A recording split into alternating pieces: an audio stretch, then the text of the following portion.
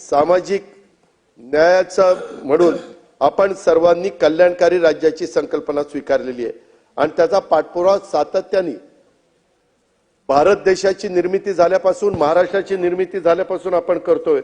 जोपर्यंत मागे राहिलेल्या समाज घटकांना आपण संधी देत नाही, त्यांना बळ सरकारकडून मिळणार नाही, तोपर्यंत विकसित महाराष्ट्राचं स्वप्न अध्यक्ष महोदय कदापि पूर्ण होऊ शकणार नाही। आणि त्यामुळे अनुसूचित जाती आणि अनुसूचित जमातीच्या योजनांच्या करता देखील तरतुदीमध्ये वाढ करण्याचा निर्णय अध्यक्ष महोदय आम्ही घेतला। अनुसूचित जाती अनुसूचित जमातीच्या उपाययोजनांना 40% वाढ आम्ही प्रस्तावित केलेली आहे।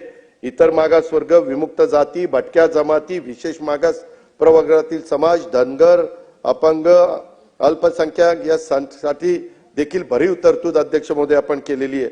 मला सांगायचंय 24-25 मध्ये अध्यक्ष महोदय अनुसूचित जाती घटक कार्यक्रमासाठी 15,893 कोटी रुपये होते आणि 25-26 मध्ये लाडकी बहीण योजना त्याच्यातली वगळून 18,698 कोटी रुपयाची तरतूद आहे।